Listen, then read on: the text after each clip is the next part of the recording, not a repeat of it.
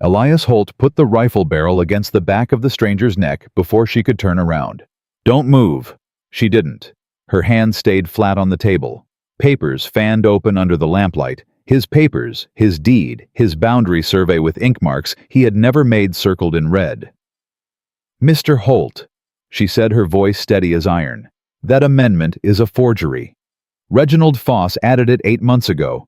It gives him your water, your north pasture, and a legal path to everything else before spring." She still hadn't turned around. "Pull that trigger, and you lose the only person who can prove it." Before we go any further, please subscribe to this channel right now and stay with me until the very last word of this story. Drop your city in the comments below. I want to see exactly how far this tale travels. Now let's go back to that kitchen, that lamp, and the woman who walked into a dying man's ranch and gave him one reason not to give up. Elias had been in the saddle since before the sun came up. 14 hours riding the north fence line, and what he found up there had turned something cold in his chest that hadn't warmed back up on the ride home. 3 posts pulled clean out of the ground. Wire cut in straight lines, not broken, not rusted through.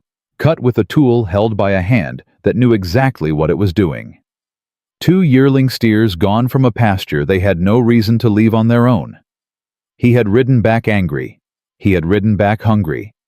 He had not spoken to another human being in 4 days, and he had not minded that fact until he pushed open his front door and found a woman at his table with his lamp pulled close and his deed spread open in front of her like she had every right in the world to be there. He had the rifle up and the barrel against her neck before she finished her first sentence. She still hadn't moved. "How'd you get in?" he said. The door was unlocked. "That ain't an answer." "It's the only one I have." Her hand stayed flat on the table. "I knocked for a long time. Nobody answered. The door wasn't latched." "So you walked into a man's house and went through his private land records?" "I went through the records you keep in the unlocked cabinet beside the stove, yes." A pause. "The deed was on top. I didn't have to look hard." Elias pressed the barrel a fraction harder. "Give me one reason." "Line 14, she said. "Look at line 14 on that amendment before you decide anything." He didn't move. "Mr. Holt." Her voice didn't shake. "I have been tracking Reginald Foss across 4 territories for 2 years. I know exactly what he does and exactly how he does it, and I know that 3 weeks from tonight a surveyor from Denver is going to drive stakes into your north pasture that will hold up in any court Foss owns, and he owns most of them. I am the only person within 500 miles who can stop that from happening." She finally turned her head slow and deliberate until she could see him over her shoulder. Eyes the color of Winter Creek water. Not scared. Not performing calm. Actually, calm the way people get calm after they've already lost the thing they were most afraid of losing. "So look at line 14. Then point that rifle wherever you want." Elias looked at line 14. He lowered the rifle. Not all the way. Halfway. His eyes stayed on the paper.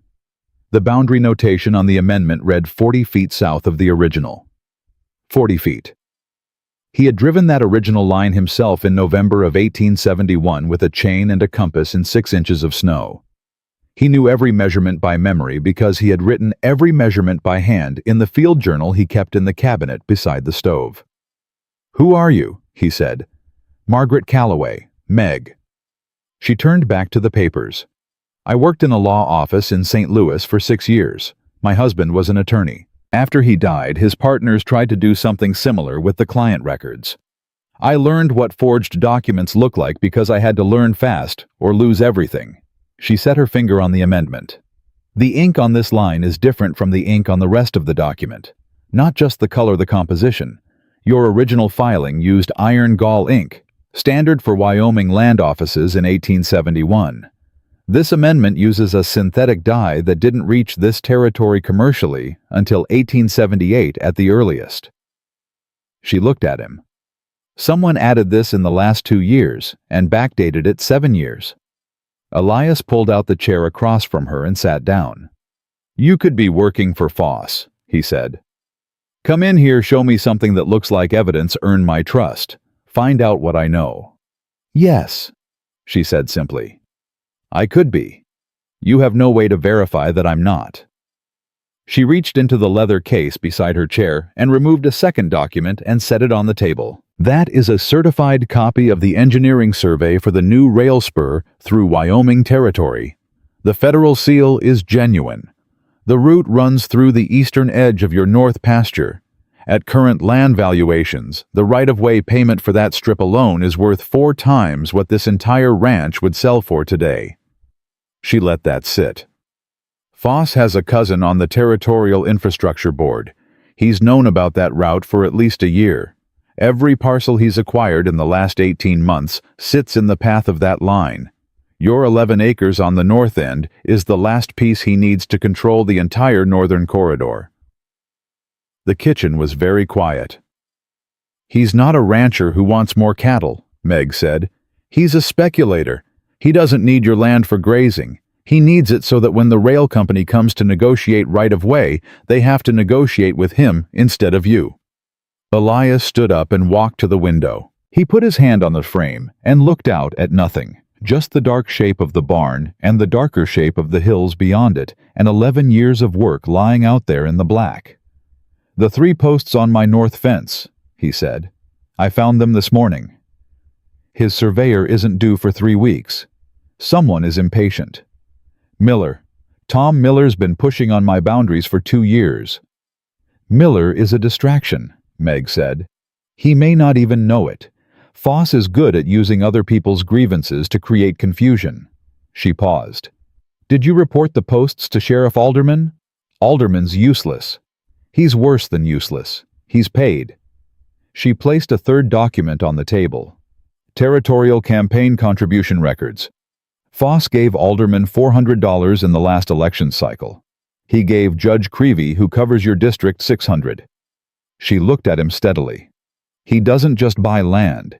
He buys everything that protects land ownership. By the time you understand what's happening, the machinery to fight it is already paid for and pointed at you. Elias turned from the window. His jaw was tight. Why are you here? He said. Not how you got in. Why you're here. Why this ranch? Something shifted in her face. Not weakness.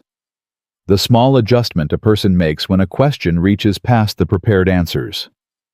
Foss did the same thing to my brother-in-law 4 years ago, she said. Henry Slade. He ranched in Laramie County for 18 years. Foss moved his boundary line 3 times over 3 years, using small amendments. Each one looked like a clerical correction. By the time Henry understood what was happening, he owed back taxes on land that wasn't legally his anymore on paper. Foss bought the whole property at auction for 11 cents on the dollar. Her voice stayed level. Henry's wife is my sister. Their youngest daughter was 4 years old when they lost the ranch. She's 8 now, and they're still in a rented room above a hardware store in Cheyenne. She looked at the papers on the table. You're the 7th rancher I've found with an amended deed. 3 already sold. 2 are in court and losing. 1 disappeared, and nobody in this territory seems to know or care where he went. Elias looked at her for a long moment. And you've been living out of that leather case while you do this? More or less. Where are you sleeping tonight? Mrs. Beaumont offered me the room above her laundry, in exchange for ironing. Ruth Beaumont. Elias had known Ruth Beaumont for 9 years. She was the most careful judge of character in Harlow County, and she did not offer her upstairs room to people she hadn't looked at hard first. How long has Beaumont known you? He said. I arrived this afternoon. She asked me 4 questions and made up her mind. The smallest pause. She said you were the original surveyor for this region, and that if anyone in this territory understood forged boundary work, it was Elias Holt. She said you were the most stubborn, honest man she'd ever met. Meg looked at him directly. She said you'd either throw me out or hear me out, and there was no predicting which. She's usually right about people. She told me that too. Elias moved to the stove. His hands needed something to do, and his stomach had been hollow since the biscuit he'd eaten at dawn. He found the salt pork and the cornmeal, and he started working without looking at her. "Keep talking," he said. "I'm listening." Meg pulled another document from the case. "The fourth item is a chain of title on the Archer property north of yours. Foss bought it in 1879. In the original transfer, the boundary between Archer's land and yours was marked by split rock, the granite outcrop on your north ridge. Standard landmark survey." She set the document on the table. "Under the amended version of your original filing, split rock is now technically on Foss's property." A pause. "Which means your fence posts on the north end aren't on your land. They're on his. Legally, his men weren't trespassing when they pulled them." The skillet cracked against the stove harder than Elias intended. "He set me up to look like the trespasser," he said. "If you report the fence damage to Alderman opens an investigation into whether your fence was illegally placed on Foss's property. While that investigation runs, Foss's surveyor arrives and drives the new stakes. By the time the investigation closes, in whatever direction Alderman decides, the physical markers are in the ground, and the amended deed has a three-dimensional reference point in the real world." She folded her hands. "That's when it becomes very hard to fight." Elias turned around. The anger in his chest had gone cold and specific, the way it did when a problem stopped being frustrating and started being solvable. "What do you need?" he said. Meg looked at him. The question had landed differently than she expected. He could see her recalibrating. "I need your original field survey notes," she said. "Not the filed copy. The journal you kept in the field during the actual survey. The original measurement chains, the transit notes. The ink composition in those pages is 1871. That's verifiable by any independent document examiner. Combined with what I already have, it builds a case that the amendment is a forgery that will hold up in front of a federal judge, not a territorial one. And you need somewhere to work that Foss's people aren't watching." A pause. "Yes." Elias looked at her for a long time. He was not a man who made decisions out of sentiment, and he was not making one now. He was calculating. The fence post this morning, the amendment ink, the rail survey with the federal seal she'd set on the table without performance, the way a person sets down something they know is real. Ruth Beaumont's upstairs room. 4 questions and a made-up mind. He crossed to the cabinet at the back of the kitchen. He moved the dry goods on the second shelf. He lifted out a leather-bound journal cracked at the spine, dark with 11 years of handling, and a rolled canvas case tied with cord. He brought them to the table and set them down. "Survey Journal, 1866 through 1873, he said. "Original measurement notes from every survey I ran in this territory."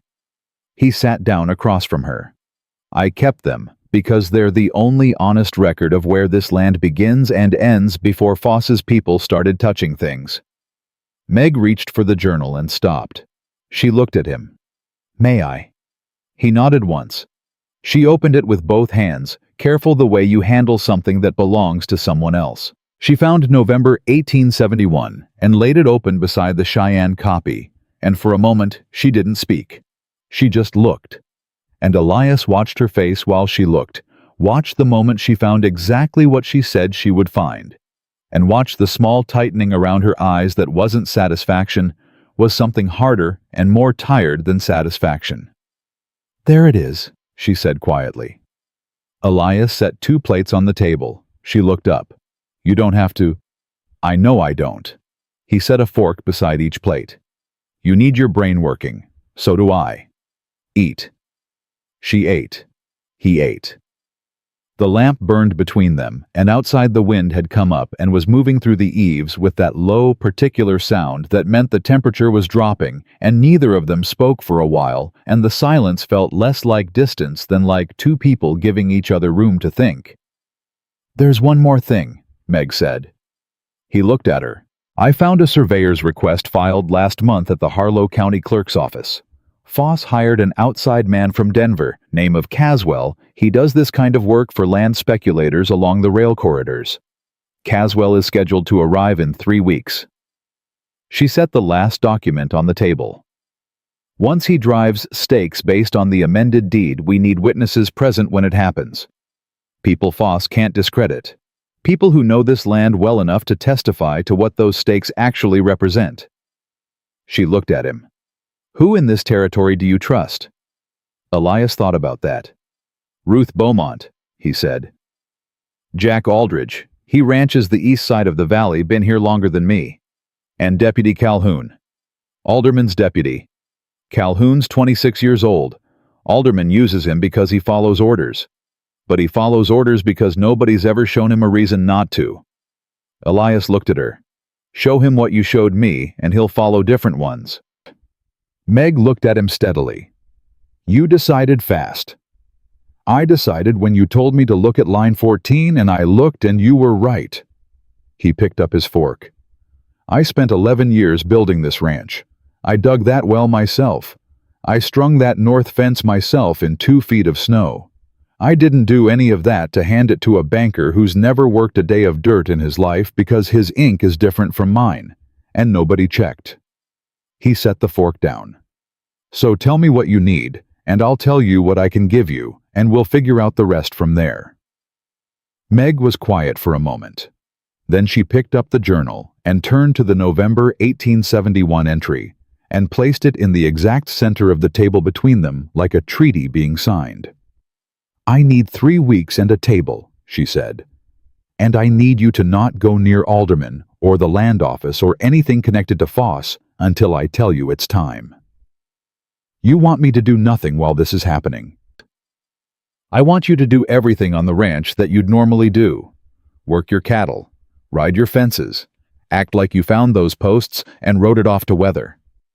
She looked at him steadily. Foss's people are watching you. The moment you start asking questions in official places, he knows you know. And if he knows you know 3 weeks before Caswell arrives, he'll move faster than we can. A pause. Can you do that? Elias looked at the journal.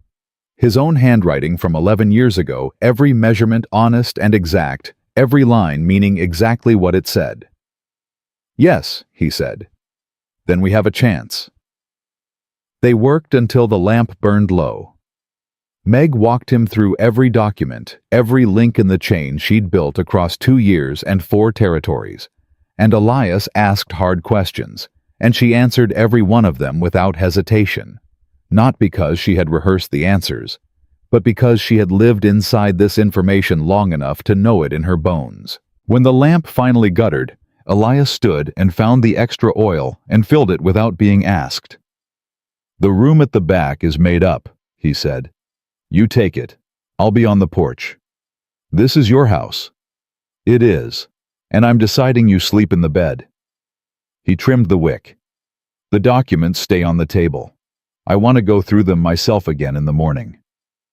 Meg gathered the papers into their ordered stacks.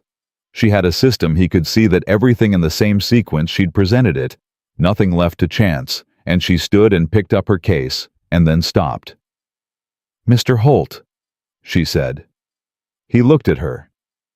Whatever this cost you the trouble with Foss, the talk in town about a woman staying here, I need you to know I understand the weight of it. And if at any point you decide the risk is too high. It's already too high, he said. It's been too high for 8 months. I just didn't know it yet. He moved the lamp to the edge of the table where he'd sit in the morning. Go sleep. She went.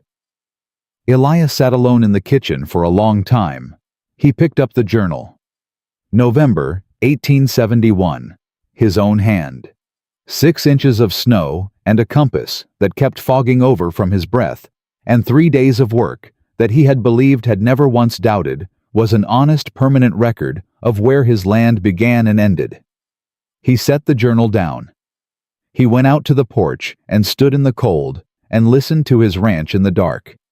The cattle moving somewhere on the south end, the creek running low in the distance, the wind working through the fence posts on the north pasture, the ones that were still standing. 3 weeks. He had built this ranch from nothing. He had dug the well by hand and strung the wire and survived 2 droughts and the winter that took a third of his herd and left him on dried beans for 4 months. Reginald Foss had never worked a day of honest dirt in his life.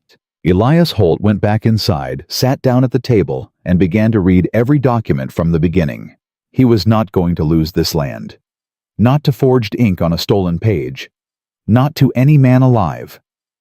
He was still at the table when Meg came out in the morning. She had her hair pinned back and her boots on, and she stopped when she saw him sitting in the same chair with the lamp still burning low and the documents spread in front of him exactly as she had left them. She looked at the lamp. She looked at him. "Did you sleep at all?" she said. "I slept enough." He hadn't slept at all, but that was his business. Meg crossed to the stove without being asked and started the fire and found the coffee, and while she worked, Elias watched her move through his kitchen with the particular efficiency of a woman who had learned to be useful in spaces that weren't hers. She didn't open drawers she hadn't opened before. She didn't move things that didn't need moving. She found what she needed and used it and put it back. "The Archer deed," he said. She set the coffee pan on the stove and turned. "The transfer date is March 1879. He said. "Foss bought that property in March. The amendment to my filing is dated October 1879. He looked at her. 7 months between purchase and amendment. That's not a man acting on impulse. That's a man who bought the neighboring property first, then created the paper trail to justify the boundary shift. "Yes," Meg said. "He always does it in that order. Buy the adjacent land first, then adjust the records. That way, if anyone questions the amendment, he has an existing ownership interest that makes the correction look administrative instead of predatory." "How many times has he done this?" "That I can document 11. That I suspect closer to 30. She poured 2 cups and brought them to the table and sat down across from him. "The ones I can document he's already won 8 of. The 3 that are still contested are running out of money to fight." Elias wrapped both hands around the cup. The coffee was stronger than he made it, and the heat worked into his palms. "I need to ask you something," he said, "and I need you to answer it straight." "All right." "Is there any version of this where you're wrong, where you've spent 2 years building a case on a foundation that's got a crack in it I can't see yet?" Meg looked at him. She didn't answer immediately, and he respected that a person who answered that kind of question without pausing wasn't taking it seriously. "The ink analysis could be challenged," she said. "A lawyer hired by Foss would argue that iron gall ink composition varied between suppliers and that what I'm identifying as a different formula is within the normal variation range for 1871 territory documents." She set her cup down. "That argument fails when it's placed next to your original field journal, because the journal has internal consistency across 2 years of entries that no forger could replicate. But yes, in isolation the ink alone has a crack." She looked at him. "The field journal closes it. That's why I need it." He nodded slowly. "There's something else you should know," she said. He looked at her. "I went to the Harlow County Clerk's office yesterday before I came here. I asked to review the public deed index for this district. Routine request, anyone can make it." She paused. "The clerk's name is Gerald Purvis. He was cooperative, but while I was reviewing the index, I saw him go to the back office and speak to someone I couldn't see. 10 minutes later, he came back and told me the index was unavailable for review due to administrative reorganization." She held his eyes. "There was no administrative reorganization. The index was sitting on his desk when I walked in. Purvis told someone you were asking questions.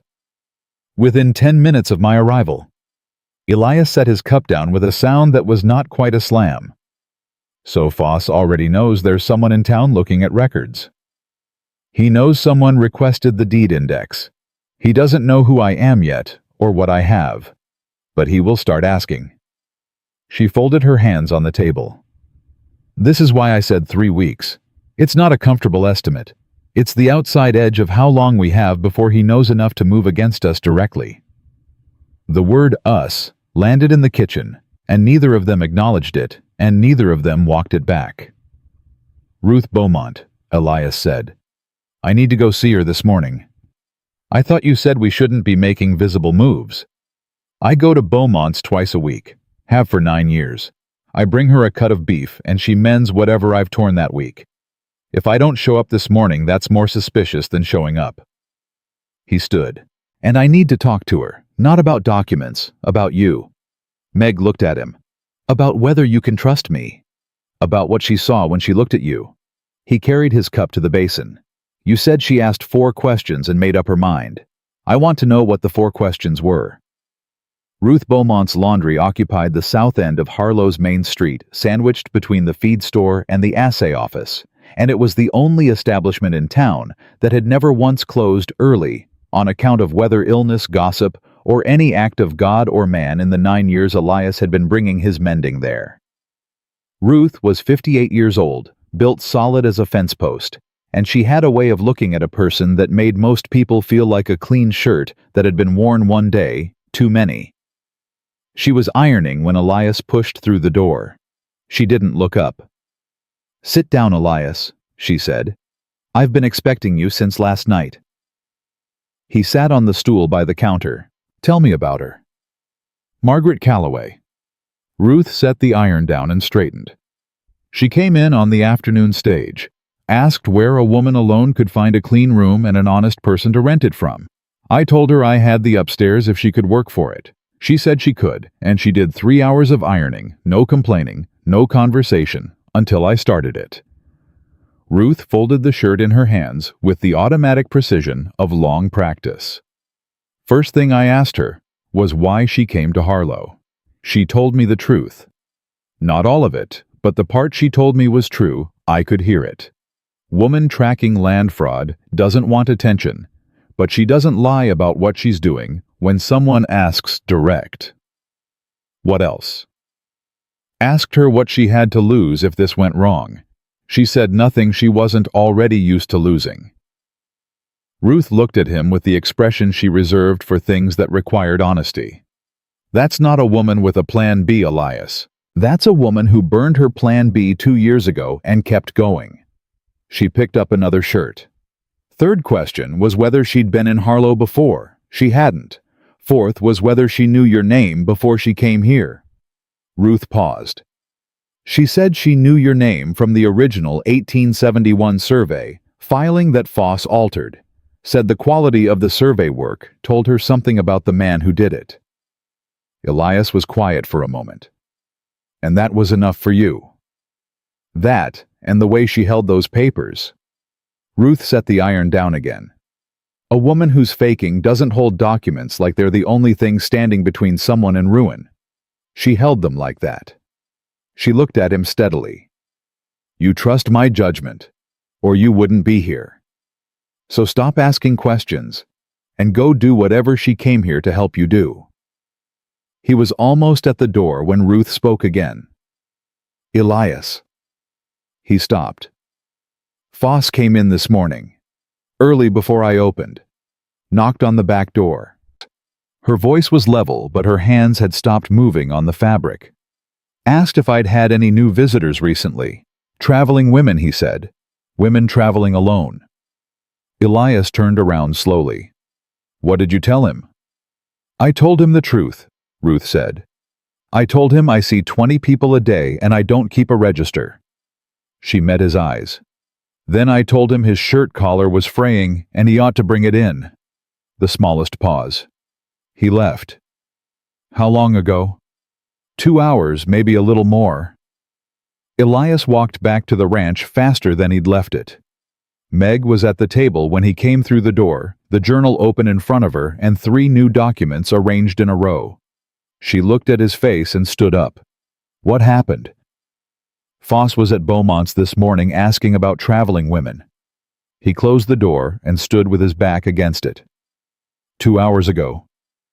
Meg's hands stilled on the table.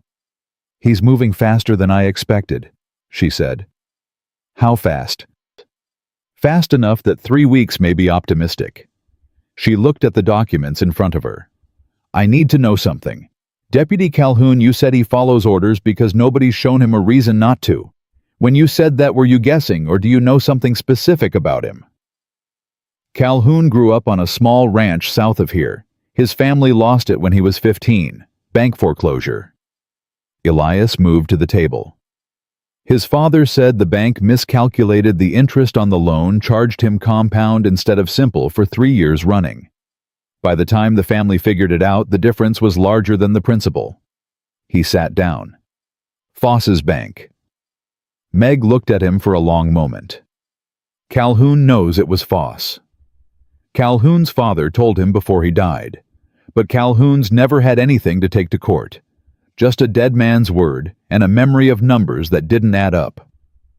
Elias leaned forward. Show him the same kind of evidence you showed me, and he'll understand it in his bones. It won't be abstract to him. It'll be his father's ranch. Where do I find him without going through Alderman? He rides the East Road every morning at 7, alone. Alderman doesn't come in until 9. Elias looked at her. But that's tomorrow morning. Today we have a different problem. Purvis at the clerk's office. If Foss already knows someone was asking about deeds, and he's now asking Beaumont about traveling women, he's going to connect those two facts before the end of the day. Elias spread his hands on the table. Which means he'll know I have someone here who's been looking at records. He doesn't know what we have yet, but he'll know we're looking. Then we stop looking like we're looking, Meg said. He waited. The documents I need from the public record, I've already photographed most of them in Cheyenne. What I don't have, I can reconstruct from your field journal if you walk me through the original measurements. She closed the journal carefully. I don't need to go back to the clerk's office. I don't need to make any more official requests. She looked at him. What I need is one person who can testify to the ink difference and what it means. Someone with document expertise who isn't connected to Foss and can't be discredited as a partisan witness. There's a newspaper editor in Casper, Elias said slowly. Man named Ira Flood. He ran a legal typesetting operation in Philadelphia before he moved west. He knows paper and ink composition the way I know survey chains. He paused. I did a survey job for him 4 years ago. He paid fair and he asked good questions. Can you get a message to him without it going through the Harlow post office? The Casper stage driver owes me a favor. He carries private letters for ranchers all along this route for $1. Meg looked at him with an expression he was starting to recognize, the expression she made when a piece she hadn't expected moved into a position she could use. Write the letter this afternoon, she said. Don't explain everything. Just ask if he's willing to examine a document under professional conditions and provide a written opinion. Don't mention Foss by name. And if he says yes, then we have an expert witness Foss can't buy because Foss doesn't know he exists yet. She sat back down and pulled the journal toward her. Now, walk me through the November 1871 survey. Start from the beginning. I need to understand every measurement in your own words, not just the numbers on the page. Elias pulled his chair around to her side of the table and sat beside her and opened the journal to the first entry of that November and began. He had not talked about that survey in years. Had not really talked about much of anything in years. But Meg asked questions the way she examined documents, precise, sequential, nothing wasted. And he found himself answering with a detail he hadn't known he still carried. The way the ground ran harder under the snow on the east side of Split Rock. The way the compass needle had behaved strangely near the iron deposits below the North Ridge, and he'd had to compensate. The exact length of the measurement chain and the name of the man who had helped him run it, a Shoshone man named Harlan, who had worked surveys for the Army, and who understood theodolites better than most men who'd been trained on them formally. Harlan, Meg said, her pen moving. Does he still live in this territory? Far as I know, he's got a camp in the summer range north of here. Come winter, he's usually at the trading post near the reservation. Would he testify? He's a truthful man, and he's got no love for Foss. Elias looked at her. You're building a list of witnesses. I'm building something Foss can't unravel in 3 weeks, even if he starts pulling threads tomorrow. She wrote Harlan's name below Ira Flood's. Every witness I add is another thread he'd have to pull. Each one takes time and resources. If there are enough threads, He'll run out of time before he runs out of threads. She looked at him. That's how you fight a man who owns the machinery. You make yourself more expensive than you're worth. And the 11 acres on the north end. Worth 4 times this ranch to the railroad company, she said quietly. You are never going to be cheaper than you're worth to Foss, so we don't try to make you cheap. We make him unable to afford the fight. Outside, a horse came into the yard at a pace that was not casual. Elias was at the door before the knock landed. Deputy Aaron Calhoun stood on the porch with his hat in his hands, and his face arranged in the careful, neutral expression of a young man delivering news he didn't want to deliver. "Mr. Holt," he said. He looked past Elias at Meg and looked back. "I came off my own time. Alderman doesn't know I'm here. Say what you came to say." Calhoun's jaw worked for a moment. Foss came to the office this afternoon, spoke to Alderman privately for about 20 minutes.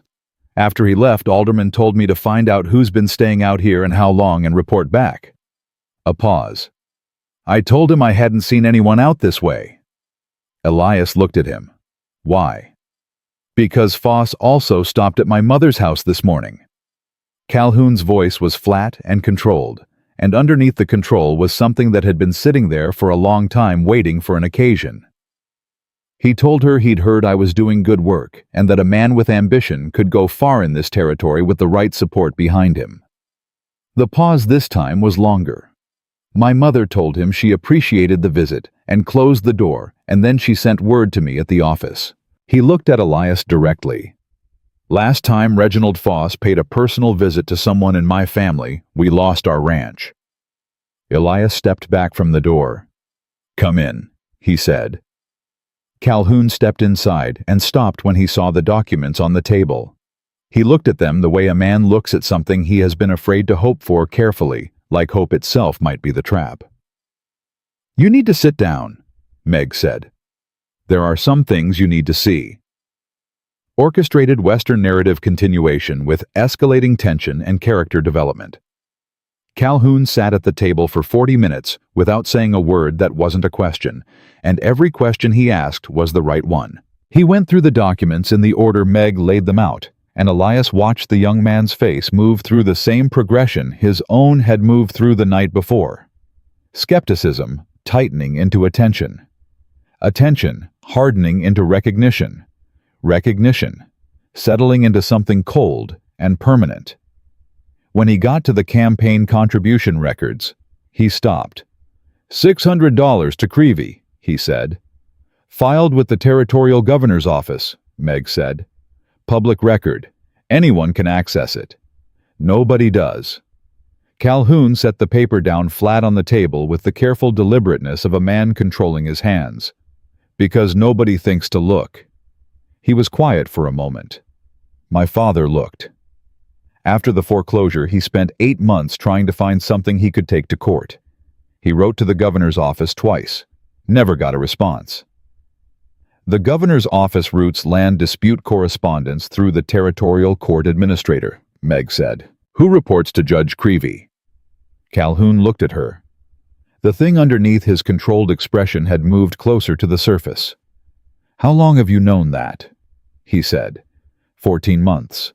I found the routing protocol in a procedural manual at the Denver federal office. She held his eyes. Your father's letters were received logged and filed in a drawer that Creevy controls. They never went anywhere else. The silence in the kitchen had a particular quality. The quality of something that has been wrong for a long time being named out loud for the first time. What do you need from me? Calhoun said. Right now, nothing you'd have to lie to Alderman about, Elias said. We need you to keep your eyes open and your mouth closed. If Foss makes a move we don't see coming, I need to know before Alderman does.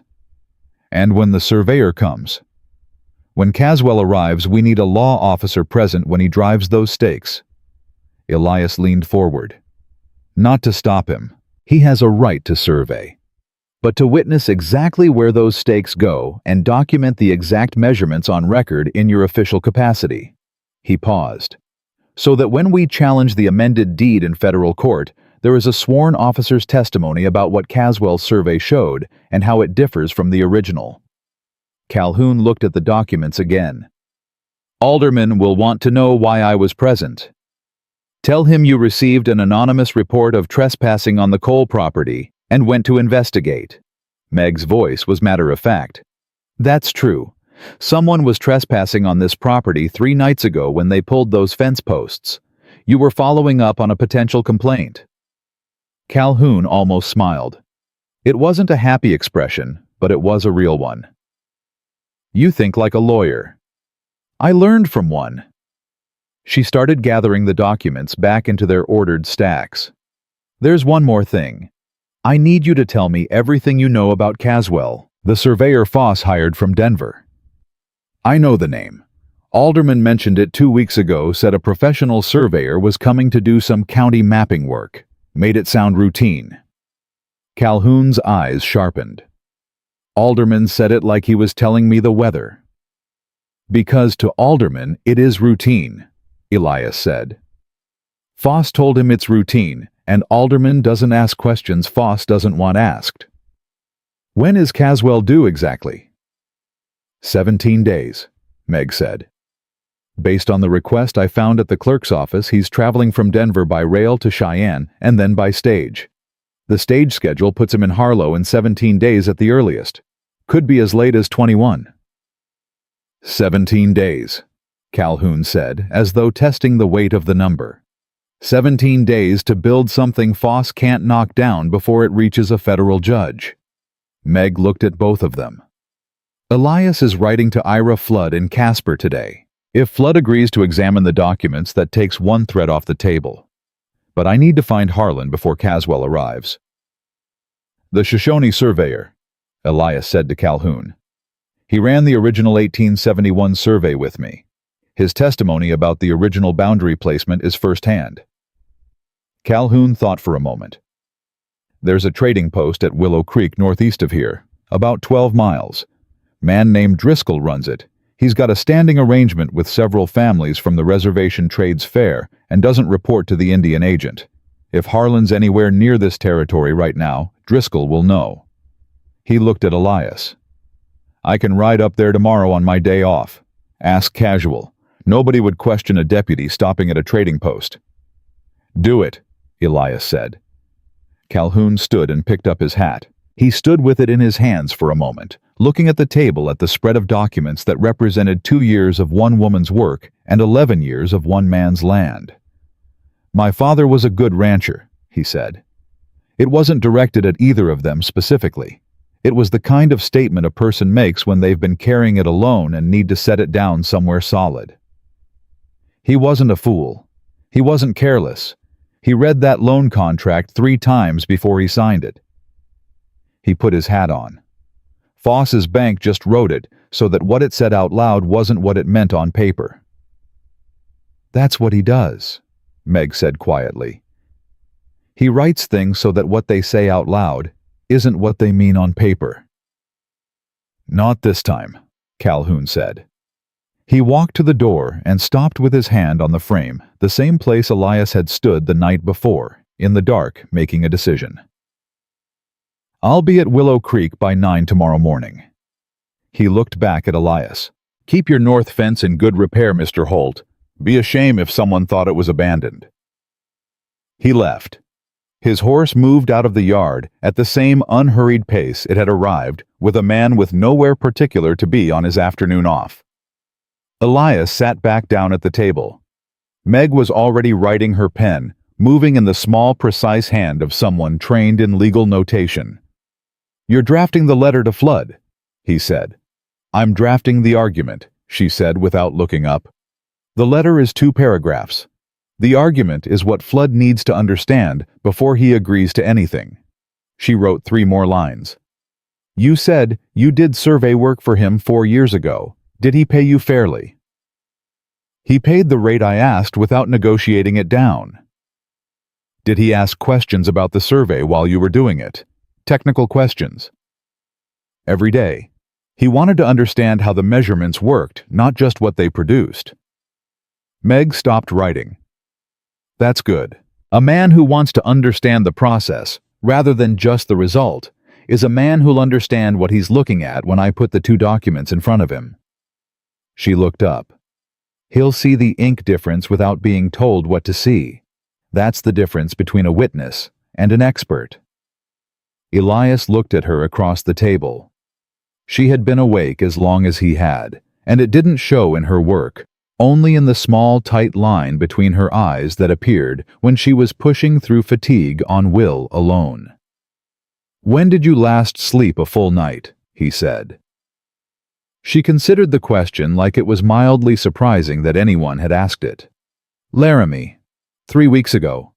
She went back to writing. "I sleep enough." "You said that the same way I said it this morning. Then we're well matched for this kind of work." But something in her voice was different when she said it, not softer exactly, but less defended. The way a door sounds when the latch has been lifted without the door actually opening. Elias got up and found bread and the last of the salt pork and put it on the table without ceremony. She ate without stopping the writing, and he did not find this impolite. He found it familiar in a way he hadn't expected, the ease of two people sharing a table for a purpose rather than an obligation. They were still working when the afternoon started to go long, and that was when they heard the second horse come into the yard. This one did not have the careful pace of a man being casual. This one came fast and stopped hard. Elias was at the door. The man on the horse was not anyone he'd seen before. 40 years old maybe. Town clothes, but trail dust on them. He sat his horse with the confidence of someone accustomed to being received. "Mr. Holt," the man said. "My name is Charles Vane. I represent Foss Land and Banking Company. Mr. Foss asked me to stop by."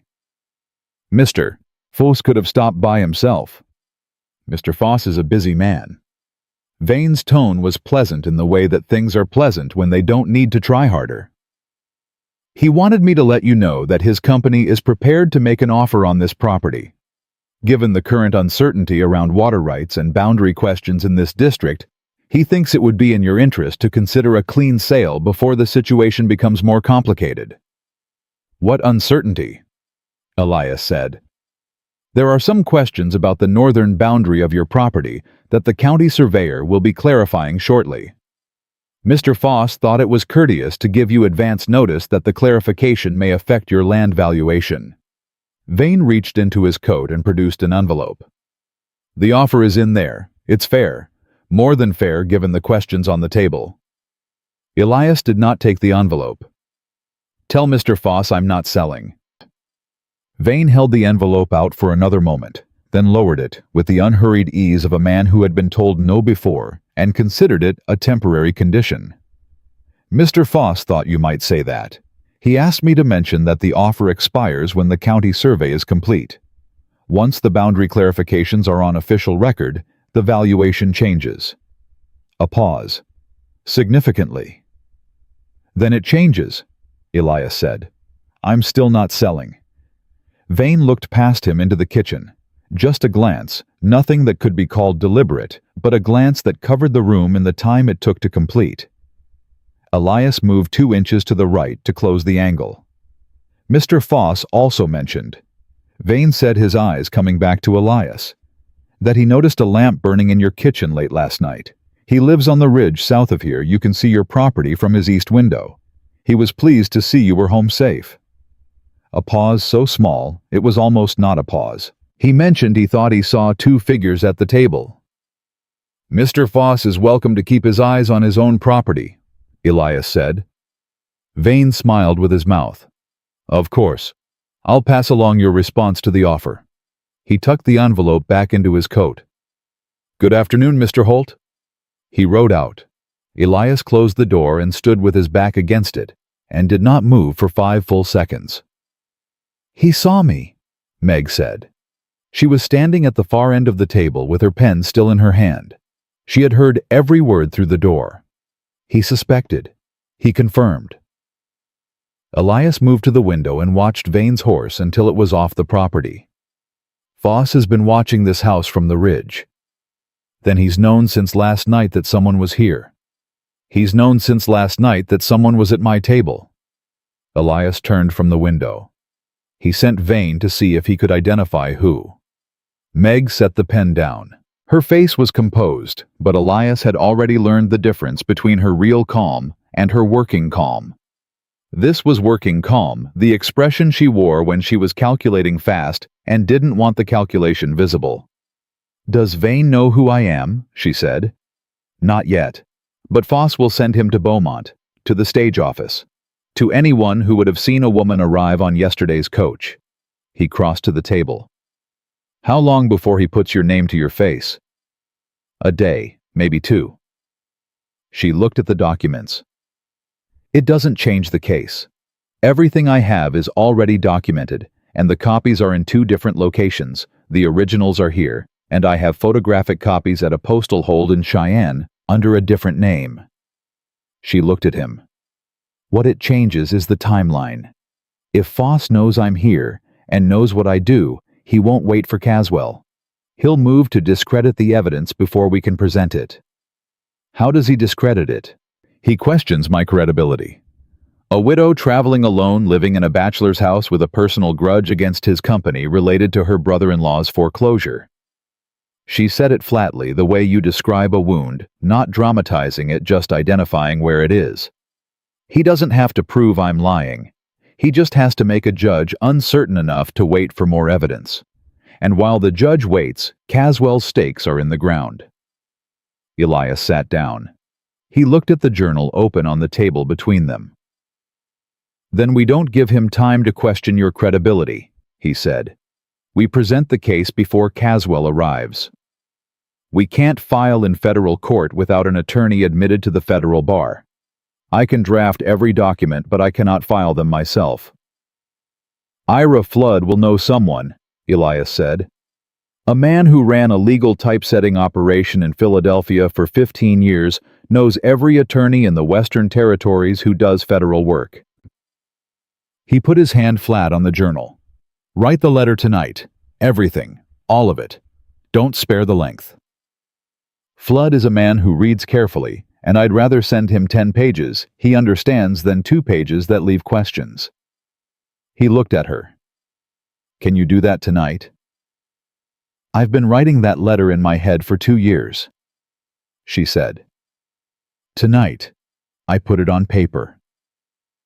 They worked until the lamp needed filling again, and Elias filled it without breaking the rhythm of what they were doing, and outside the temperature dropped the way it dropped in Wyoming in September, fast, and without apology, and the wind came back with it. Meg wrote, and Elias reviewed, and when he found something that needed strengthening, he said, so, and she strengthened it without argument. And when she found something in his field journal that contradicted a secondary source she'd been relying on, she told him, and they worked through it together until the contradiction resolved. It was past 9 when she set the pen down and pressed the heels of her hands against her eyes for a moment. "It's done," she said. Elias looked at the completed letter. 11 pages in her precise hand, every argument sequenced, every piece of evidence referenced, and located the chain of title fraud laid out so clearly that a man reading it for the first time would understand it completely, and a man reading it for the second time would understand it was airtight. "This is the best legal document I've ever read," he said. "And I've read a lot of land filings. It's the best I've ever written." She said it simply, without pride or false modesty. "Because I've never had all the pieces before. Your field journal was the piece I didn't have. Everything else was circumstantial. With the journal, it's not circumstantial anymore. It's a chain that goes from his forged ink to his corrupted clerk, to his paid judge, to his purchased sheriff, to his bought surveyor, and every link has a document attached to it." She looked at him across the table. Foss built his system, assuming nobody would ever have all the pieces at the same time. He was almost right. What changed? She was quiet for a moment. "You kept the journal," she said. 11 years in a cabinet, in an unlocked kitchen, and you kept it." She looked at the cracked leather cover. "Most men wouldn't have. Most men would have figured the filed copy was enough and thrown the field notes away." "The field notes are where the truth is," Elias said. The filed copy is just what you told the office. It can be amended. He looked at her. The notes are what you actually did. Meg looked at him across the lamp. Something in her expression shifted, not dramatically, not the way things shift in moments people recognize as significant while they're happening. The small, quiet way a person's face changes when they hear something that matches something they've been thinking without knowing how to say it. Yes, she said. Exactly that. Outside, a horse moved somewhere on the ridge. Elias heard it the way he heard everything on this land, with the part of him that had been listening to it for 11 years, the part that knew what belonged and what didn't. He stood up. "Stay here," he said. He took the rifle from the wall and went out to the porch and stood in the cold and listened. The horse on the ridge moved again, walking, not running, moving parallel to the property line rather than toward it, watching without approaching. The way a man moves when he wants to be noticed without being confronted. Foss wasn't waiting for Caswell anymore. Elias stood on his porch with the rifle and looked up at the ridge in the dark, and the horse on the ridge stopped moving, and for a long moment the two of them held their positions in the cold Wyoming night, like two sides of an argument that hadn't yet found its words. Then the horse on the ridge turned and moved away north. Elias went back inside. Meg was standing at the table with her hand on the completed letter, waiting. "Tomorrow," he said, "I ride to Casper myself. I don't send this through the stage driver. I deliver it to Flood in person and I wait for his answer." He set the rifle back against the wall. "Foss is on that ridge. He's done waiting." Meg looked at him steadily. "If you leave tomorrow, he'll know you're moving." "He already knows we're moving." Elias looked at her. "Now we need to move faster than he does." He left before dawn with the letter inside his coat and the field journal wrapped in oilcloth in his saddlebag, and Meg's voice in his head saying, "Don't stop in Harlow. Don't talk to anyone. Don't give Foss a reason to know which direction you went until you're already gone." He didn't stop in Harlow. The ride to Casper was 8 hours on a good road and longer on the route he took, which avoided the main stage trail and added 2 hours through broken country that Foss's men would not think to watch because nobody used it. Elias knew every mile of it. He had surveyed most of it. He rode it in the dark for the first 3 hours by memory alone, and let the horse find its footing, and thought about what he was going to say to Ira Flood and what Flood was likely to say back. He had not asked anyone for help in 11 years. Not since the winter that took a third of his herd, and a neighbor had offered to loan him breeding stock to rebuild, and he had declined because accepting felt like the first step toward owing something he couldn't repay. He had rebuilt alone. It had taken 3 years, and the cost of those 3 years lived in the set of his shoulders in a way that never quite went away. Asking Flood for help was different, he told himself. It was not charity. It was a transaction professional expertise in exchange for the opportunity to put a land fraudster in front of a federal judge. Flood was a newspaper editor. Newspaper editors had opinions about land fraud. It was not charity. He told himself that for 8 hours and mostly believed it. Flood's newspaper occupied a narrow building on Casper's main street between a hardware store and a land office that Elias noted with grim attention. The man himself was at the press when Elias pushed through the door, 50 years old, ink-stained to the elbows, with the particular focused expression of someone in the middle of a problem they intend to finish. He looked up. He looked at Elias for a moment, placing the memory. "Holt," he said. "The surveyor." "I need an hour of your time," Elias said, "and I need it to stay between us."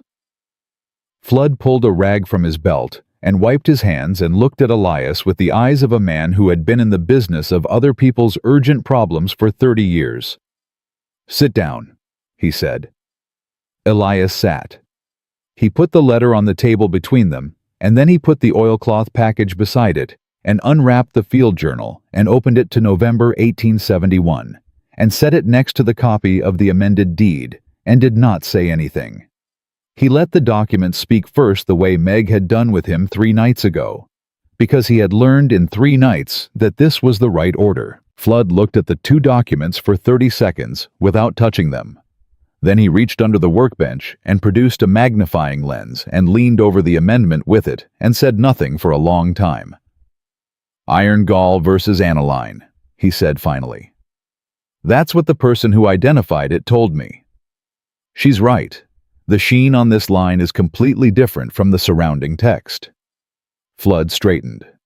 "I ran a typesetting operation in Philadelphia for 15 years. I've handled more documents than most county clerks.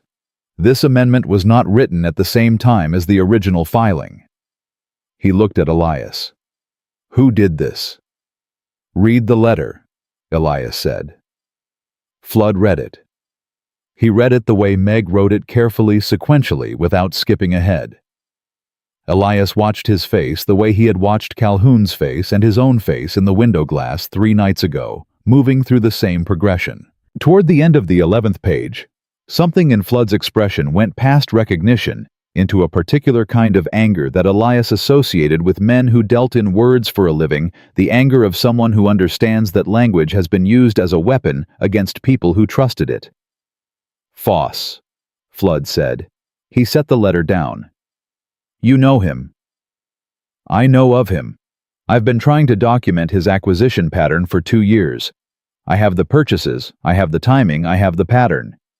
He tapped the letter. "What I didn't have was this. The mechanism. The how." He looked at Elias. "This woman Calloway, where did she get all of this?" "She built it piece by piece across 4 territories. The field journal is mine. The rest is hers. She has the original photographic copies secured outside Harlow. Postal hold in Cheyenne, under a separate name."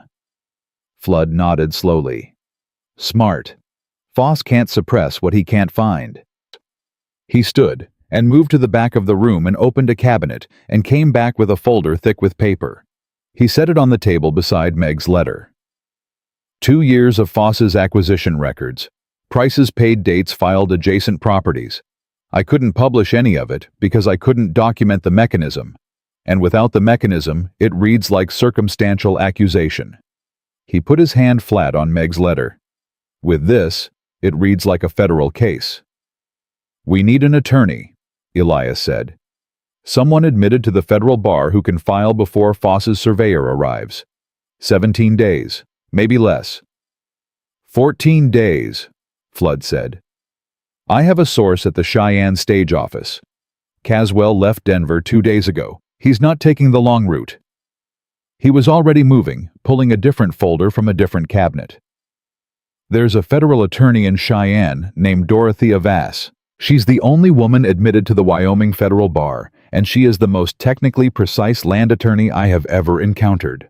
Foss has tried twice to have her disbarred on procedural grounds, and failed both times because she doesn't make procedural errors.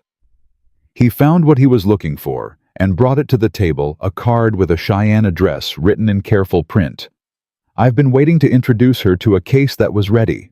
This case is ready. Will she take it on 14 days' notice? She's been waiting for a case that could put Foss in front of a federal judge for 3 years. Flood looked at him steadily. "The question isn't whether she'll take it.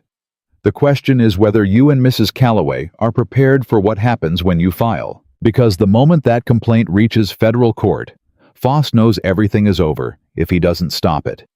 And a man with his resources and his connections has ways of stopping things that don't involve legal procedure." "We know," Elias said.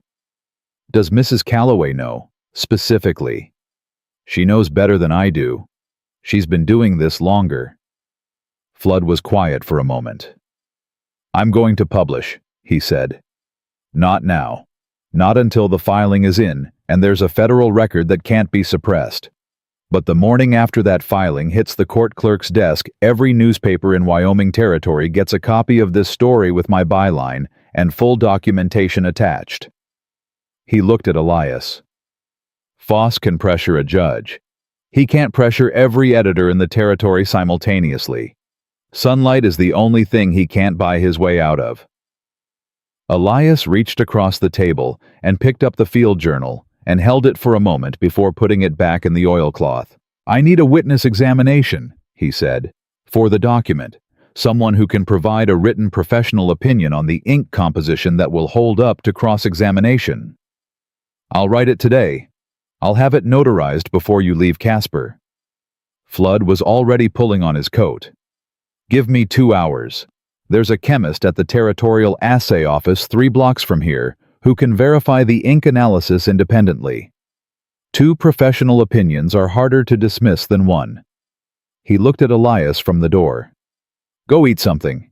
You look like you've been writing all night." He had been writing all night.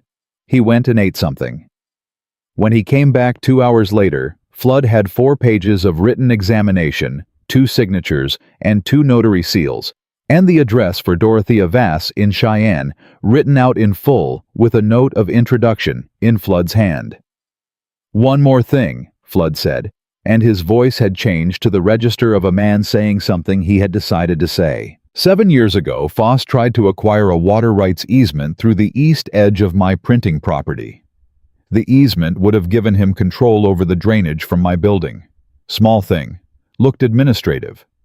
He held Elias's eyes. "I fought it for 8 months and spent more money than the property was worth because I understood what it meant if I didn't. I won. Barely." He handed Elias the documents. "I've been waiting 7 years to finish that argument. Let me finish it." Elias rode back a different way than he had come, faster now that there was less reason for concealment and more reason for speed. The 2 hours in Casper had cost him daylight, and the return trip in the dark was harder on both him and the horse. But he pushed through it because 14 days was a different number than 17, and the difference of 3 days in a situation moving this fast was not a small thing. He came into his own yard at 11 at night, and Meg was on the porch. She had the rifle. She had it in both hands, not raised, but held the way someone holds something they know how to use when they've been sitting with a decision for a while. "Calhoun came back," she said when he dismounted. Her voice was level, but her eyes were doing the calculation she always did when new information came in. 2 hours ago. He found Harlan at Willow Creek. Harlan's willing to testify. Harlan is more than willing. He kept his own survey notes from 1871. Separate notes, he kept a parallel record because he didn't trust that a Shoshone man's contribution to an official survey would be preserved accurately in the official filing. She paused. "His notes match yours exactly. Every measurement, every landmark, every chain length."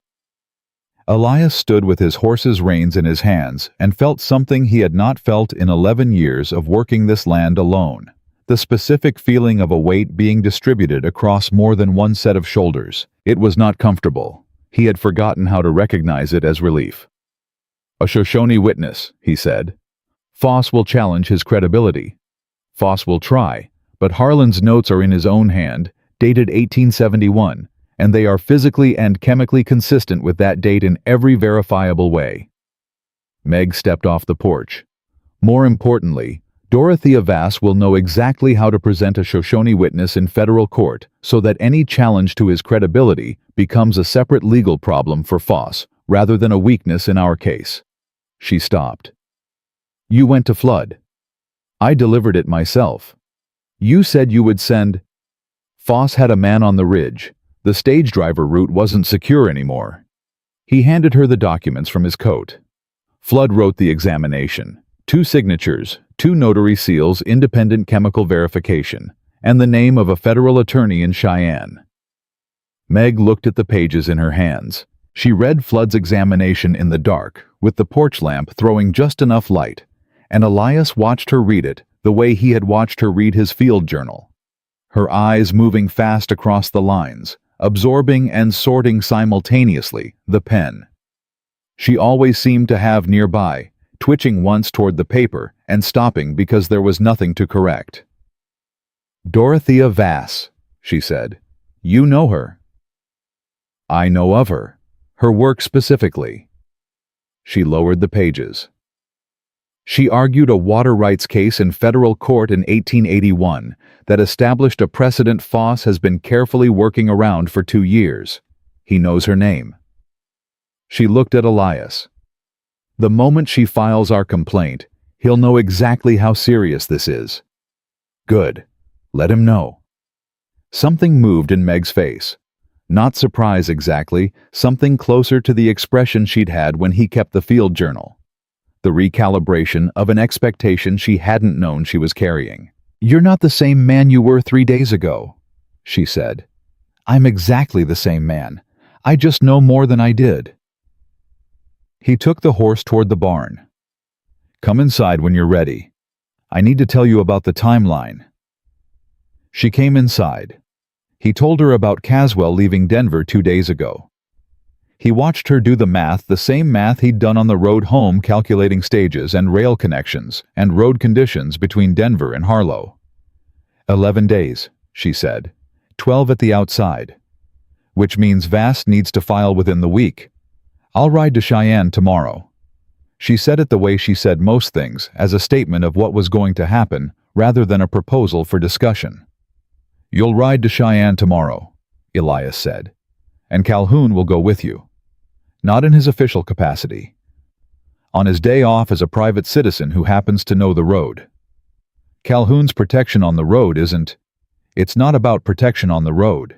It's about what happens if Vass needs a sworn officer's statement before she'll file." He looked at her. A federal attorney taking an emergency complaint against a man of Foss's standing is going to want to know that law enforcement is either with us or at minimum not actively against us. Calhoun is the only officer in this territory who can say that honestly. Meg was quiet for a moment. "That's right," she said. It came out slightly differently than her other acknowledgments, less like a legal concession, and more like genuine surprise quickly contained. "I'll send word to Calhoun tonight," Elias said. "He can meet you at the East Road at first light. You should be in Cheyenne by mid-afternoon." "And while I'm in Cheyenne?" "I'll be here." She looked at him. "Foss knows you went somewhere today. Vane will have reported back. He'll want to know where." "Then he can wonder." Elias moved the lamp to the center of the table. "I'll ride my fences tomorrow like I do every week. Work my cattle. Be a rancher who has nothing on his mind except his north pasture and his 68 head." He sat down. "That's what I am. That's all Foss needs to see until Vass puts that complaint in front of a federal clerk. If something happens here while I'm gone..." "Nothing's going to happen here," he said. "Foss is a careful man. He doesn't move against people directly, you said so yourself. He moves against their paper." He looked at her steadily. "He can't move against my paper because you have copies in Cheyenne and Flood has copies in Casper, and Harlan has his own notes at Willow Creek. There is no single document he can suppress anymore." He paused. "We took that option away from him this week." Meg sat down across from him. She set Flood's examination pages on the table and smoothed them flat with her palm, and looked at them for a moment. "When I left St. Louis," she said, "I had one copy of everything. I kept it in the leather case, and I slept with the case under my hand every night because I knew that if someone took it, 2 years of work disappeared." She did not look up from the pages. "I've been doing this alone for so long that distributing the evidence across multiple locations didn't feel like strategy. It felt like weakness, like I couldn't protect it myself." Elias did not fill the silence. He had learned in 3 days that Meg's silences were working silences, not empty ones. "It's not weakness," she said finally. "It's the difference between a single post and a fence line." She looked up at him. "You know that. You build fences." "A single post falls," he said. "A fence line holds." "Yes." She picked up the pen. "I need to write instructions for Vass tonight. Everything she'll need to file the complaint in the order she'll need it, with every reference document identified by location." She pulled a clean page toward her. "I should be able to finish by 2. I'll be up." She'd looked at him. "You don't have to." "I know I don't." He moved the lamp another inch toward her side of the table, where the light would fall best on the page. "I'll make coffee," she wrote. He made coffee, and he sat across from her and read through Flood's 2-year file of acquisition records, cross-referencing them against the chain of title documents Meg had assembled, and twice he found a connection she hadn't noted, and set the relevant pages in front of her without interrupting the writing, and she incorporated them without breaking pace. And this went on until the lamp needed filling again, and he filled it, and it went on after that. At 1:30 in the morning, Elias looked up and found her pen had stopped moving, and she was looking at the completed instruction packet with the expression she wore when something was done and done right. "Vass will have everything she needs," she said. "Then go sleep." He reached across the table and picked up the instruction packet and the examination pages and the chain of title and set them together in an ordered stack. "I'll pack the case for you. You're leaving at first light." She stood.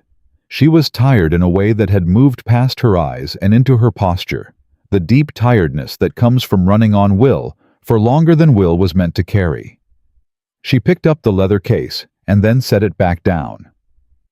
"Elias," she said. He looked at her. "If this works—" She stopped, started again. "When this works, what happens to the ranch?" "The northern boundary stays where I surveyed it in 1871. The railroad pays me for the right-of-way at the rate the land is worth, not the rate Foss set." He looked at the table at the field journal that had started all of this, sitting in an unlocked cabinet for 11 years. "And I go back to being a rancher who rides his fences in the morning. And I go back to being a woman with a leather case full of documents and nowhere particular to be." He looked at her. "You could stay," he said. It came out without decoration, without the careful framing he might have given it if he'd thought about it first, which was perhaps why it came out at all. Meg looked at him across the lamp. "Ask me that again," she said quietly. "When this is finished and you're not doing it out of obligation."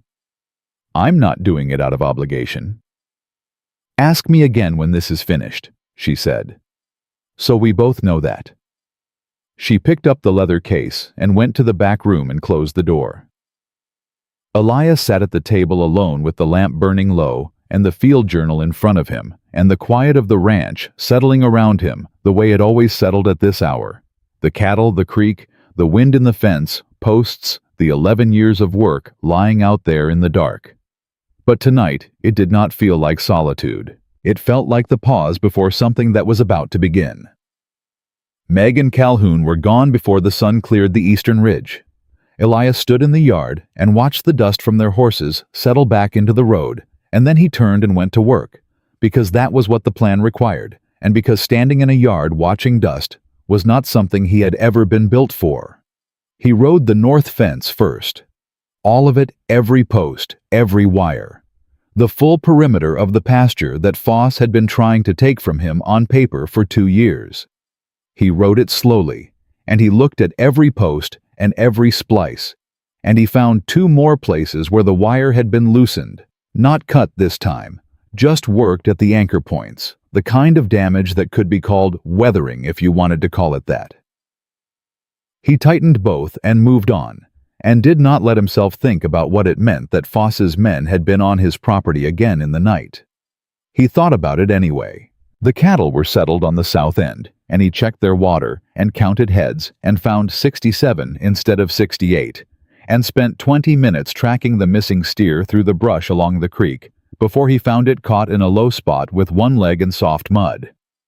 He got it out. The leg was fine. The steer was annoyed. Elias was past annoyance into something quieter and more durable.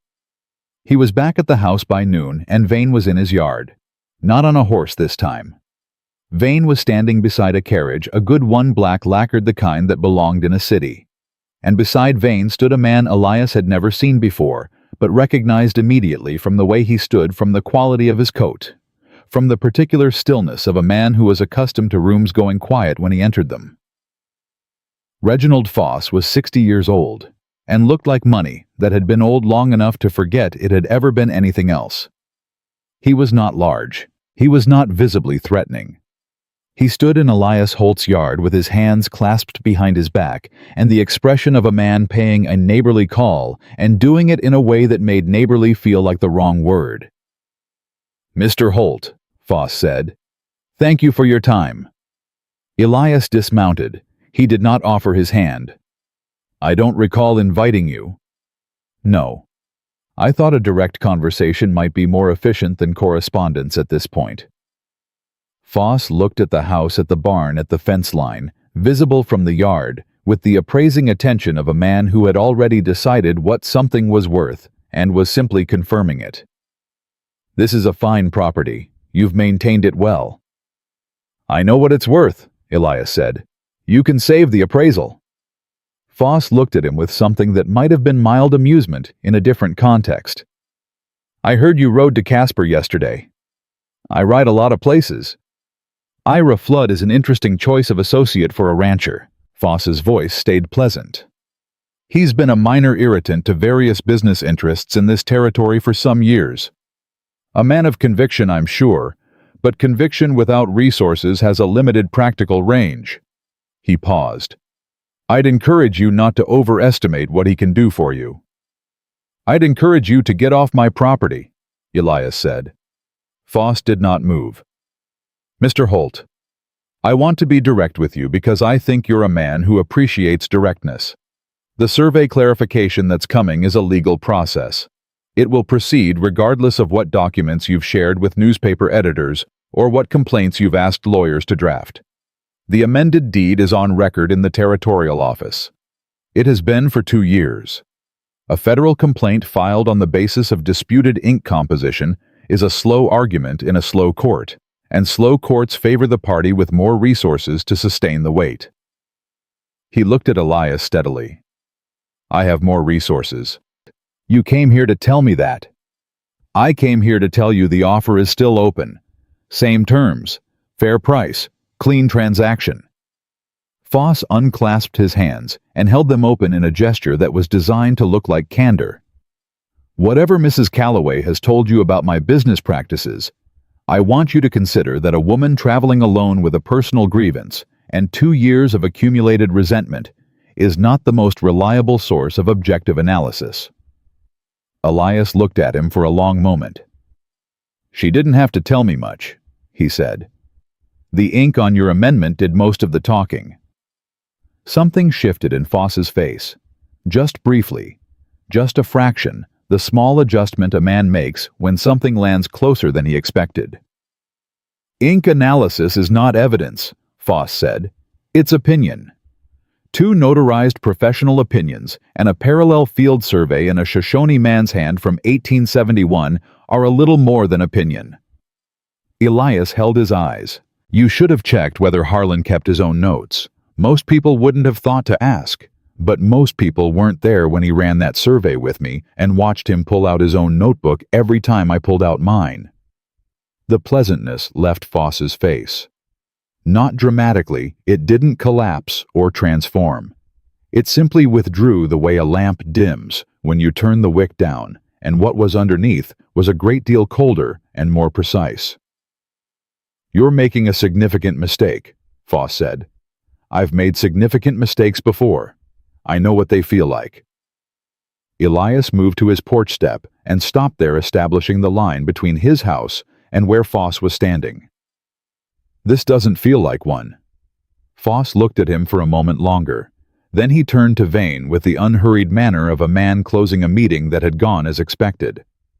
"Make note of the conversation," he said to Vane. "Time and date." Vane made note. Foss walked back to the carriage and got in without looking at Elias again, and the carriage moved out of the yard, and Elias watched it go and stood on his porch step until the sound of the wheels was gone and the yard was quiet. Then he went inside and sat down at the table and put his hands flat on the wood and breathed. Foss knew about Harlan. Foss knew about Flood. Which meant Foss knew the case was further along than he'd thought yesterday when he sent Vane to identify Meg, and a man who knew the case was further along than expected did not come in person to repeat an offer he'd already made through a representative, unless the personal visit was doing something the representative couldn't do. He was measuring what he was dealing with. He had found it. Elias got up and saddled a fresh horse and rode to Ruth Beaumont's. Ruth was ironing when he came through the door, as she had been the day before, as she was most days of her life, and she looked at his face and set the iron down. "He came to you," she said. "In person. This morning." Ruth was quiet for a moment, her hands still on the ironing board. "Foss doesn't go in person, unless he's decided the other approaches aren't working." She looked at him directly. "How far along is the case?" "Far enough that he came in person." "Then you need to move today." She pulled her apron off and set it on the counter with the deliberateness of a woman who had been waiting for a particular moment and recognized it when it arrived. "I'm going with you." Elias looked at her. "Going where?" "Wherever this ends." She met his eyes without apology. "I have lived in this territory for 22 years, Elias. I have watched Foss take 4 properties from people I knew. I testified at Henry Slade's foreclosure hearing, and Creevy ruled against my testimony on procedural grounds that didn't exist in the statute." She picked up her coat from the hook. "I am done watching. Tell me what you need." "I need you to stay here," he said. "I need you to be exactly where Foss expects you to be. Because if you disappear from this town today at the same time I'm not riding my fences, he knows something is happening and he moves to block it. But if Ruth Beaumont is in her laundry doing ironing and Elias Holt is working his cattle, he thinks he has time." Ruth looked at him for a long moment. "And meanwhile," she said, "meanwhile Meg is in Cheyenne with Dorothea Vass." Ruth sat down on her stool. Something in her expression moved through resistance into the harder kind of trust, not the easy kind, the kind that comes from having no better option. "The Vass woman is good," she said. "My brother had a case in the federal court in Cheyenne 4 years ago. She was opposing counsel. He lost." She paused. "He said she was the best attorney he'd ever been beaten by, and he'd been beaten by some very good ones." "That's what Flood said too." "Then go home," Ruth said. "Work your ranch. Look like a man who made a bad bet on an outside woman's documents and is now reconsidering." She picked up the iron again. "And when this is over, Elias, you bring that woman back to town properly. Whatever it is between you two, don't let it stay half-named." He rode home and worked his cattle and looked like a man with nothing on his mind, and it was the hardest work he had done in 11 years. Meg and Calhoun came back at dusk on the second day. Elias heard the horses from the barn, and he came out and saw them coming up the road in the last of the light, and he read Meg's posture before she was close enough to see her face, straight-backed shoulders, set the way she sat a horse when she had something to carry. She dismounted and handed her reins to Calhoun, without looking at him, and walked to Elias and stopped. "Vass filed," she said. The 2 words landed in the yard like something physical. "When?" Elias said. "Yesterday afternoon. 4 o'clock.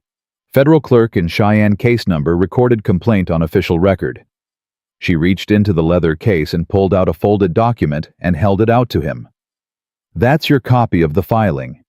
Your name is on the complaint as primary aggrieved party. Harlan is listed as material witness. Flood's examination is entered as Exhibit A. Your field journal photographs are Exhibit B." She paused. "Vass filed for an emergency injunction against the county survey pending resolution of the fraud complaint. Federal judge assigned to the case is Holloway out of Denver, not Creevy." Elias looked at the document in her hand. "Holloway," he said. "Vass specifically requested federal jurisdiction on the grounds that the fraud involves a pattern of interstate land manipulation. It removes the case entirely from Creevy's district." Meg looked at him steadily. "Foss can't reach Holloway. He's been on the federal bench for 12 years, and he has never had a single ruling successfully appealed on grounds of bias or impropriety." Elias took the document. He unfolded it and read the first page and the second, and then he folded it back and stood with it in his hand and felt the weight of it. 4 pages of precise legal language that meant that for the first time in 8 months, Reginald Foss was on the defensive instead of the offense. "Caswell," he said. The injunction pauses his survey pending the fraud hearing. If he drives stakes before the injunction is served, anything he marks is inadmissible as evidence and potentially contempt of federal court. She reached back into the case. Vass is sending a federal marshal to Harlow to serve the injunction personally. He arrives the day after tomorrow. And Foss. Foss was served at his bank in Harlow this afternoon.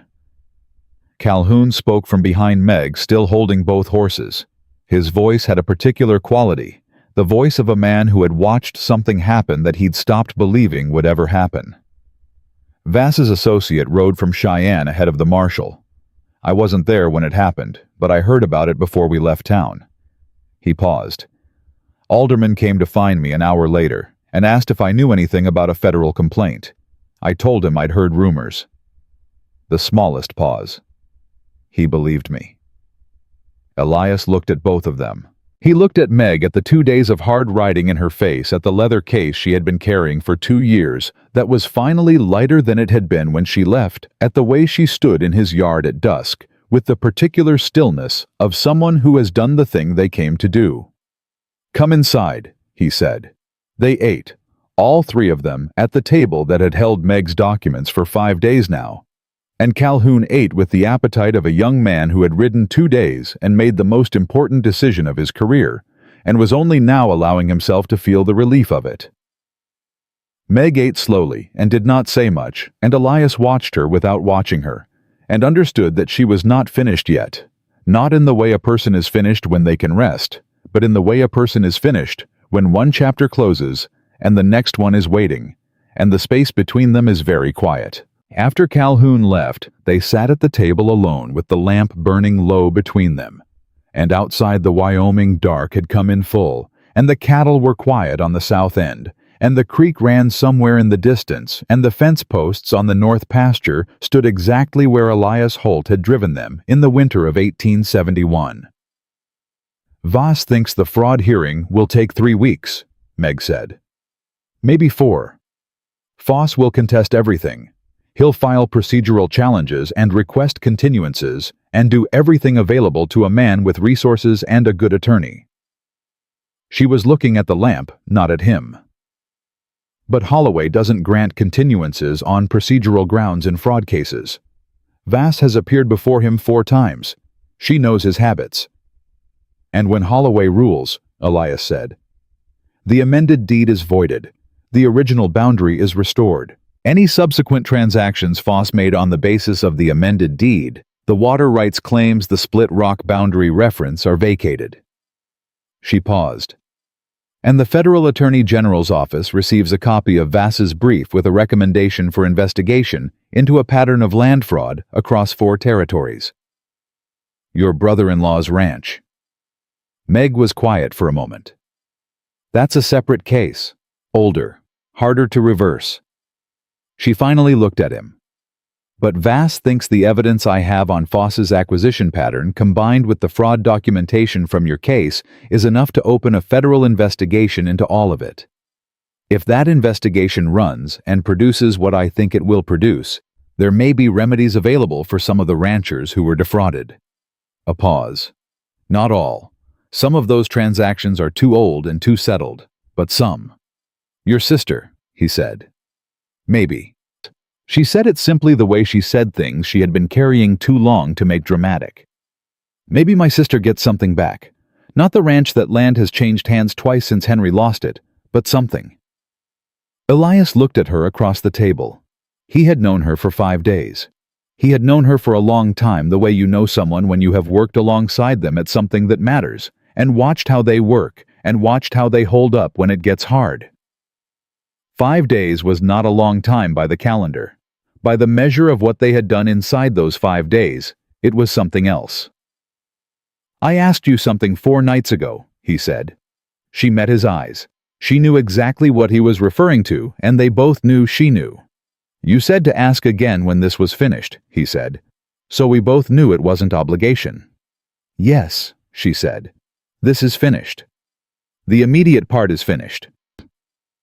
But her voice had changed from what it had been when she said it the first time.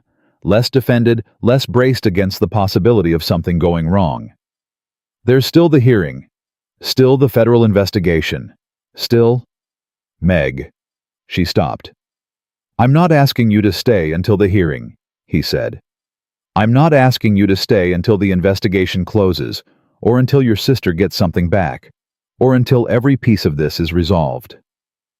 He put his hands flat on the table. I'm asking you to stay, past all of it, past the parts that are finished, and through the parts that aren't. He held her eyes. This ranch needs a partner who thinks like you do. And I have been alone in this house for 11 years, and I would like to stop. Meg looked at him for a long time. Outside, the wind moved through the north pasture, through the fence posts he had driven himself in the snow, through the acres that were still his and would remain his because a woman had walked into his kitchen with a leather case and put her finger on line 14 and refused to move. I came to Wyoming to escape, she said quietly. I told myself it was to work, to finish what I started with Foss, to do something useful with what I knew. She looked at the leather case sitting on the floor by the table lighter. Now its contents finally in the right hands, finally moving toward the right end.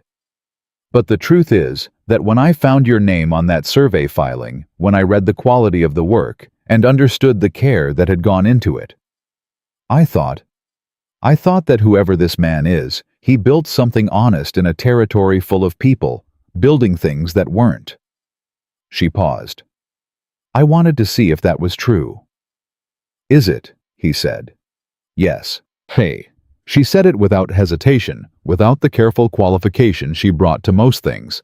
Just yes, flat and certain. It's true.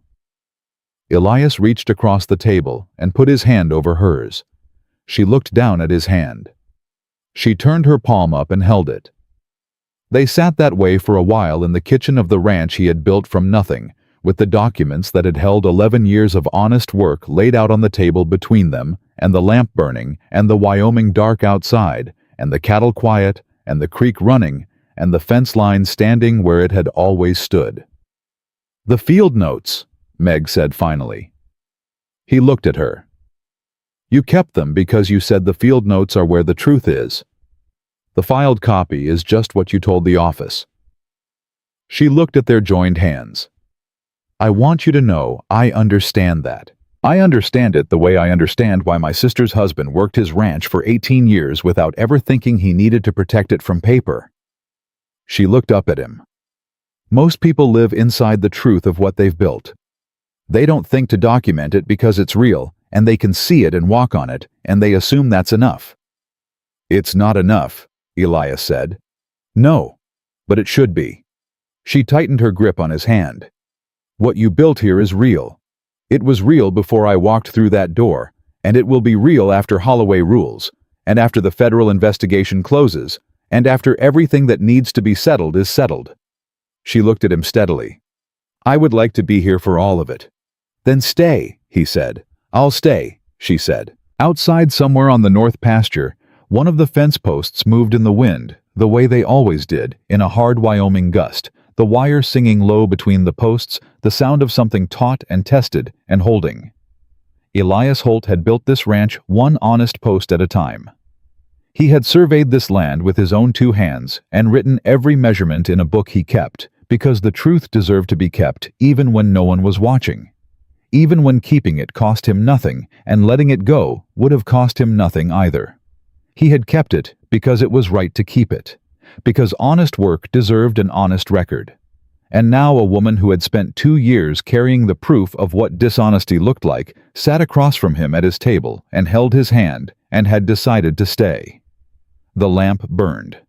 The field journal sat on the table between them, November 1871, every line true.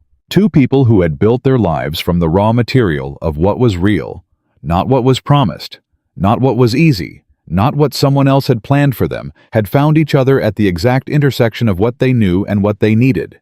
And they had built something together in 5 days that most people never built in a lifetime. Not a romance, not a rescue. A partnership between 2 people who understood that the truest things in this world are the things you build with your own hands, measure with your own instruments, and defend with everything you have. And that the bravest thing a person can do after years of doing all of that alone is look across a table at someone and say, "Stay," and mean it like a deed. The north fence held, and inside the house on the Cole Ranch, on a table in a kitchen that had been dark and silent for 11 years, the lamp burned on, and this time it was burning for two. Sonnet 4.6. Extended Claude is AI and can